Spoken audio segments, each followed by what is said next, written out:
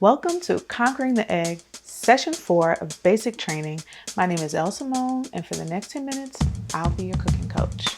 Now let's get started.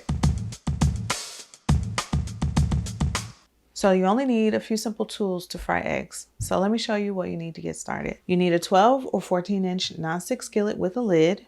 You need 4 eggs, 2 teaspoons of butter cut into 4 pieces and make sure it's chilled, some salt and pepper, and 2 teaspoons of vegetable oil. It's gonna go in the pan. Let's fry some eggs. There's a broad range to frying eggs. It's just not one way to do it. In fact, there are at least 4 ways to do it. I particularly love the diner style with the crispy edges, but there are 4 degrees of cooking fried eggs. The first is sunny side up. That's when the egg is fried and not flipped and the yolk is exposed. There's over easy. This is when the egg is fried and then flipped, but the yolk is still runny. There's over medium, and that's when the egg is fried and flipped and the yolk is slightly runny. And then there's over well, and that's when the egg and the yolk are both cooked completely through. The challenge with frying eggs is that the yolk usually will cook faster than the egg white, right?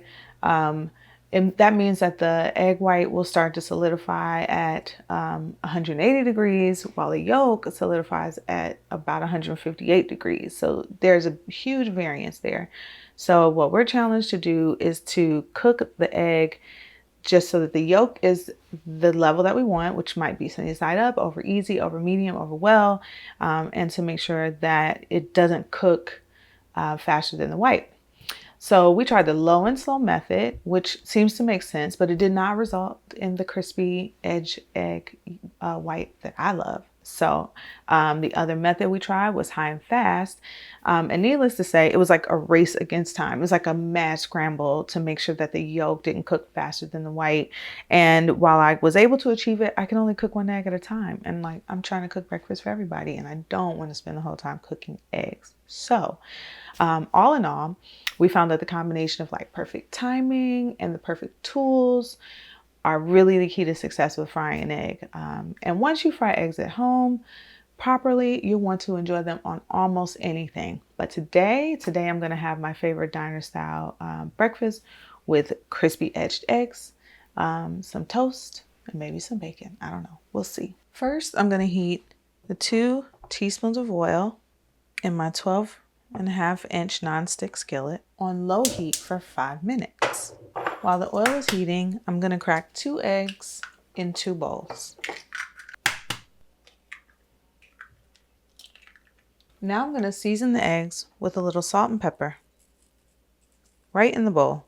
Okay, it's been 5 minutes, so I'm going to turn my heat up to medium high just till the oil starts to shimmer. So it'll just take a few seconds. So I have ready and waiting my 2 teaspoons of unsalted butter cut into 4 pieces and chilled.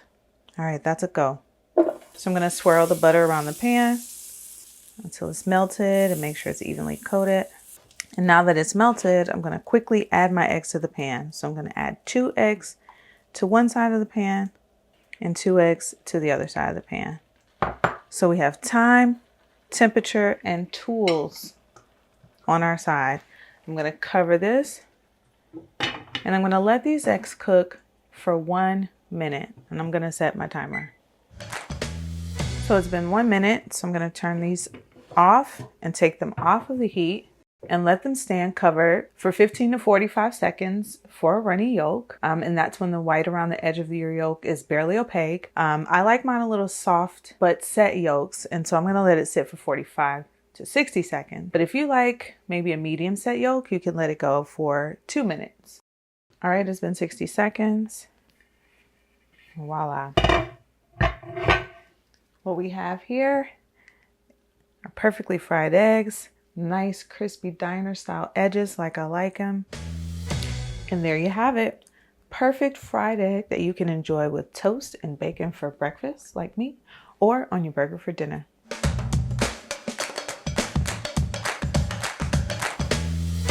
As a food stylist, I'm always slightly obsessed about the way my food looks before I take a picture of it. And as of late, I've been really obsessed with the new trend of jammy eggs. These are the eggs that have that luxuriously spoonable consistency that falls midway between the runniness of a soft-boiled egg and the firmness of a hard-cooked egg. It's amazing, and I'm going to teach you how to make it today. So for consistency, I'm going to steam the eggs rather than boil them. And the reason we do that is because the small amount of water needed for steaming quickly recovers the heat, regardless of variables such as how many eggs you add to the water, the heat capacity of different burners, or even the heat retention of different pans. Now I'm going to start by adding a 1/2 inch of water to a pan. Perfect. I'm going to turn my oven to medium-high heat, and I'm going to let this come to a boil. So I've brought a 1/2 inch of water to a boil over medium-high heat, and I'm just going to use my tongs to lower the eggs in. The eggs should not be submerged, as you can see. So now I'm going to cook these eggs covered for 8 minutes. All right, it's been 8 minutes and our eggs are ready. You just need to run them under cold water for about 30 seconds to stop the cooking process. So now that the eggs are cooled, cold water, let's get cracking.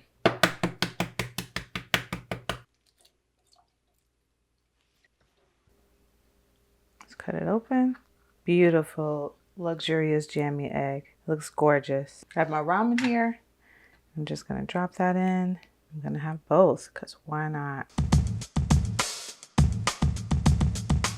There are 4 things that you should consider when you're thinking about eggs. First is freshness.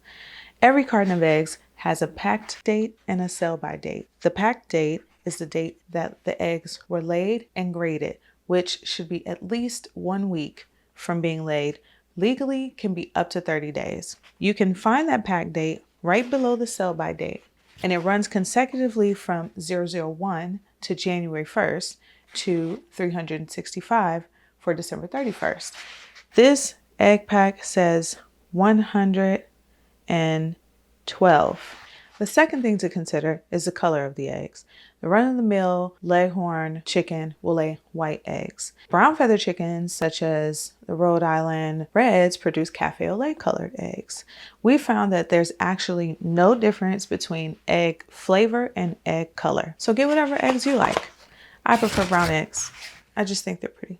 Another thing to consider is egg size. We use large eggs at America's Test Kitchen. However, if you can do the math, you can switch up egg sizes if you like. For instance, we know that 4 jumbo eggs and 5 large eggs all weigh about 10 ounces. They're all the same, so you can switch it up if you like. Finally, you should know how to store eggs. If your refrigerator door has a little egg section on it, don't use it.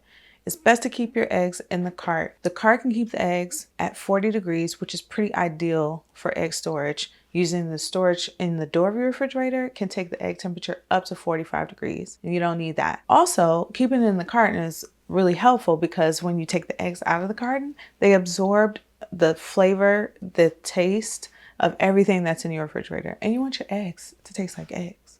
So don't do that. Keep it in the carton. So there you have it. All you need to know for finding the perfect egg and mastering the jammy egg for all your gorgeous egg desires.